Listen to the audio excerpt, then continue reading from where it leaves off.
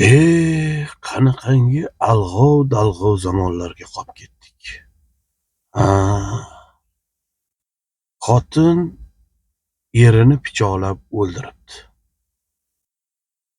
Qayerda deysizmi? Surxondaryoda. Bitta bu voqea emas. O'zi shu kuzatib qarasangiz juda ko'payib ketdimi deyman-da shunaqa.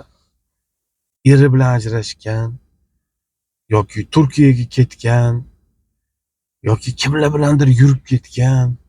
Turkiyaga borib ham mana jim yurmayapti, ko'rdingiz mana internetda rosa tarqadi-yu. Borib bitta turkiyalik taksist bilan tanishib olib, endi bu taksist ham sevib qolganmi, kim biladi, nimadir boshini aylantirganmi, xullas bor topganini bunga topshirib, kreditlar olib, hattoki shu ayolga bergan ekanda. Kreditlar olib, shu ishingni yig'ishtir, men bilan tinchgina yasha deb. Endi bu ham pulni olib ishlarni bitirib yuravergan. Farzandlariga berib yuborgan, kreditga uy olgan ekan, u kreditlarni to'lab yurgan. Qarasa bu taksistda pul qolmagan, ras boshqa taksistga o'tgan. Xullas, endi so'rasa bu pullarni men olganim yo'q deydi yoki o'z ixtiyori bilan berdi deydi.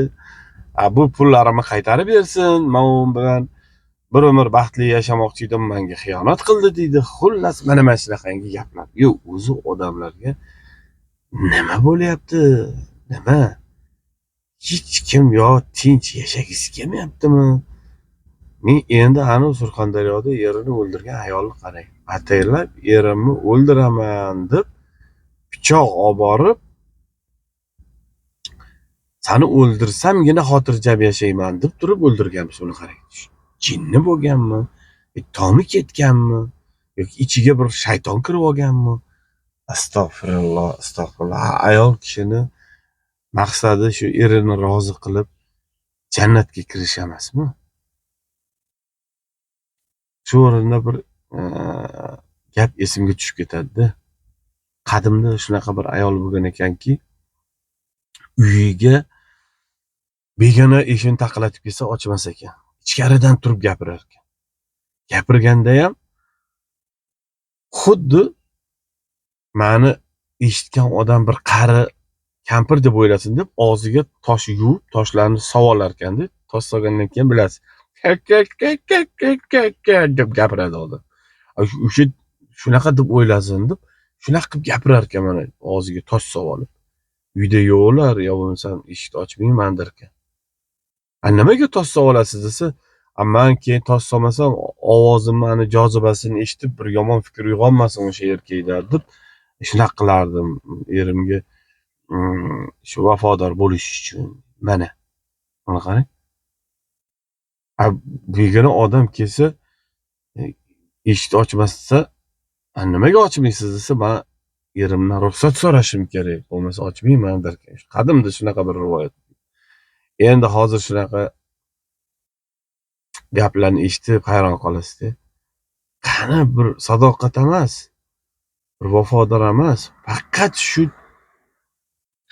bir pul topib olsam deb, qanday bir pul topsam deb, kerak bo'lsa birovni aldab, kerak bo'lsa birovni o'ldirib, kerak bo'lsa chet elga chiqib ketib, shu pul topib kelsam bo'ldi degan fikr.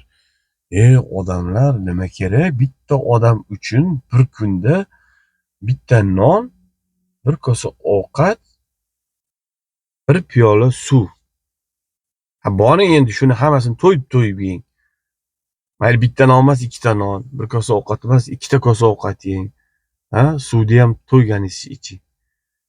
Yotish uchun qancha joy kerak? Bitta odamga shu 2 metr bu yog'i, 1 metr bu yog'i shuncha joy yetadimi? Yetadi. Ustida kiyim, qorni to'q, biron bir mehnat bilan band bo'lsa, bo'ldi emasmi? Nima kerak? Shuncha o'zini o'tga urib, cho'qqa urib, hech nimadan pul uchun, haligi nafs uchun hech nimadan qaytmasligi nima kerak? Bu nafs nimalarga yetaylamaydi, o'ziga qo'yib bersangiz. O'ziga qo'yib bersangiz nimalarni xohlamaydi? Endi mana yuqori chiqsa, sudlangan direktor ayting, maktab direktori bu o'sha ta'lim maskanini haligi eng namunali odami bo'lishi kerakda. Butun ta'lim, tarbiya beradigan, xat-savod chiqaradigan joyda, o'sha joyda bu direktor edi, eng kattasi. Bu degani o'sha ilmi o'zini nimasi, tarbiyasi eng yuqori degani-da. Eng yuqori emas, eng past ekanda, pastkash. Maktab o'quvchisi yana voyaga yetmaganga ani Shahvoniy SMS'lar yozib berdi. Kim biladi nimalar deb yozgan endi o'zicha. Da keyin u shundoq qoladimi? Shunchalik miya zanglab ketgan ekan. Bu direktor emas, bu qanaqadir bir kollektormi bilmayman, nima bu, xumkallami? Uni o'qiydi-yu, baribir onasiga ko'rsatgan. Bular keyin militsiyaga, sudga bergan. Endi sudda gapirayotgan gapini qarang. Man endi yomon niyatda emas edi. Nimaga tushunmaysizlar?